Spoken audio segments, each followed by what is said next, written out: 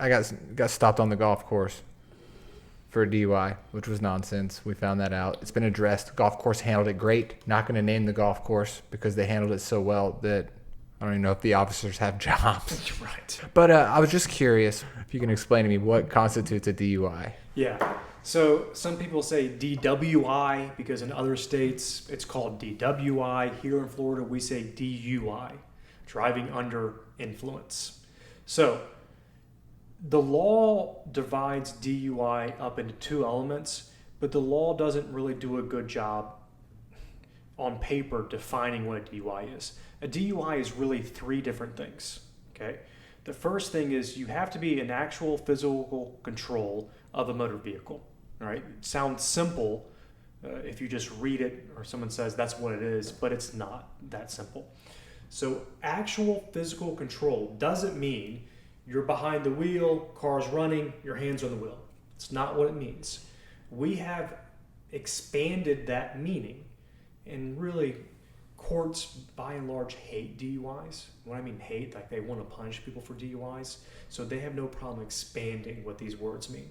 So actual physical control at this point in time can mean you're asleep in the car and the keys are behind you.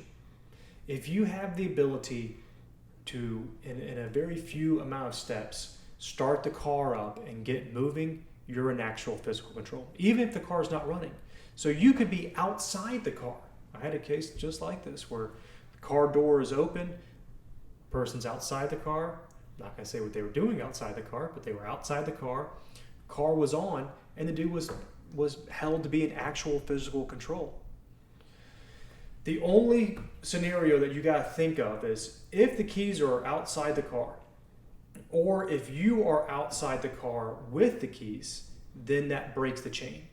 So if you're sitting on the tailgate of a truck and the keys are with you, you're not in actual physical control. If you are inside the car trying to sleep it off, but the keys are outside the car, you're not in actual physical control. So there's tons of people who they'll pull into parking lots, trying to sleep it off, trying to be careful themselves. If you leave the keys in the car, you're in actual physical control. So, actual physical control of a motor vehicle. Here's what a motor vehicle is. It's anything that can run on its own power. So, a motor vehicle can be one of these battery-operated bikes. That could be considered a motor vehicle. It's anything that can operate on its own power, that you're not having to push like bike pedals. Golf cart operates on its own power. So golf cart qualifies for motor vehicle. Okay, so you're in actual physical control of a motor vehicle while under the influence, right? We're going to call this number 2. This is element number 2. Under the influence of what? You have to be under the influence of either alcohol or a controlled substance. If you are under the influence of coffee, that does not count. If you're under the influence of, Mountain Dew, you're all juiced up on Mountain Dew, that doesn't count, What was not Mountain Dew, there was another one that was even crazier than Mountain Dew. Oh, I mean, it would have alcohol in it too, but Four Loko. Right. Four Loko did a lot of damage. That counts as number 2. Yeah. So you have to be under the influence of alcohol or controlled substance. You cannot be tired, or this is one of the ones that people, you really need to know that this happens. Number 2 is crazy. Okay. There are tons and tons of people that I represent or I see their case in court that were not acting this way because they were drunk or on drugs. They were literally just crazy. Think about how many crazy people we got in Pensacola. I mean, just literally, those people can have a driver's license and drive around. And vote. And vote. Yeah. So it's that number 1, actual physical control of motor vehicle. Number 2, under the influence of alcohol or controlled substance. And number 3 is you got to be so much under the influence that your normal faculties are impaired. So those are the 3 things. The law kind of divides it up. If you read the definition, it only divides it up into 2, but the best way to think of it is 3. The under the influence to the point it impacts your normal faculties. Your normal faculties are the ability to judge distance, drive an automobile, walk, talk, see, react to different things. Just basically the tools that we use to operate in normal life. Okay? Here's the big part of a DUI case.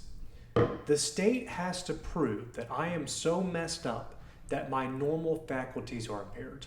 My ability to walk, talk, drive, judge distances, react to things, make decisions. But the way that they do that is they show you how my abnormal faculties, how my ability to walk in a single line, touching heel to toe for 9 steps and then do a crazy turn and come back is affected. Or my ability to hold my foot up for 30 seconds, 6 inches off the ground while my hands are at my side, counting out loud. See, none of those things are normal. It's not like you go down to Publix and you see someone just, in the meat aisle, foot out, 1, 2, 3, 4. We use these abnormal tests to prove that my normal faculties are impaired. See, the reality is, if they really wanted to prove if someone's normal faculties are straight or not straight, they would get them out of the car and say, okay, I'm going to set up my camera a straight line, and what I want you to do is stand at the front of your car. I'm going to be about 20 yards back. Just go ahead and walk to me. Let's see how they walk. Okay, now they're here. Man, let's have a conversation. Tell me what books you read as a kid. That makes a lot more sense. I can see an officer in Publix and walk straight into a shelf and knock off some Cheerios. It's just being in the presence of an officer can make my balance. You know what I'm saying? And that's your not heart starts racing. It's not a knock against officers. It's just I can't control that. Man, one of the first things that a DUI officer is going to do is they're going to say that when you were getting your license and your registration, you were confused or you were fumbling around. Okay? Do you think that's real, or do you think people are so terrified of having that cop by their window, and in their mind they don't know how this is going to end?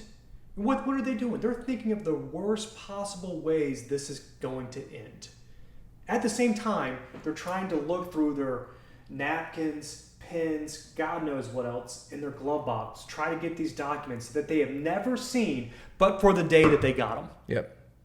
Yeah. It's only since we've started talking that I have everything ready to go. I do. Please.